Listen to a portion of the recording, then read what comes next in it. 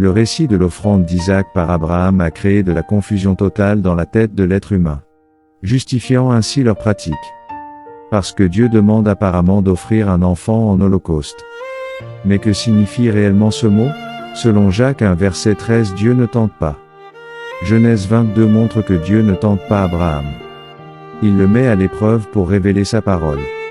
Hébreux 11:17 confirme qu'Abraham offrit Isaac lorsqu'il fut mis à l'épreuve. Dieu dit: prends ton fils, ton unique, et offre-le en holocauste. Il n'est pas parlé de sacrifice.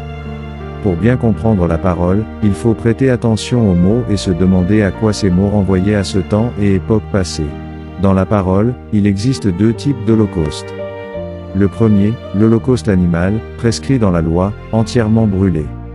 Le second, l'holocauste humain exceptionnel, comme dans les cas d'Isaac et de Jephthé. L'holocauste humain était la consécration totale et sans réserve de la personne à Dieu pour le reste de sa vie. Voilà ce que Dieu a demandé à Abraham de faire en Genèse 22. Et non pas de le consumer par le feu. Un récit similaire est celui de Jephthé. Juge 11 versets 30 à 40 nous montre le vœu que fait Jephthé à l'Éternel: si tu livres entre mes mains les fils d'Amon, qui sortira au devant de moi à mon retour sera consacré à l'Éternel, je l'offrirai en holocauste. Isaac, comme la fille de Jephthé, représente le concept d'holocauste humain.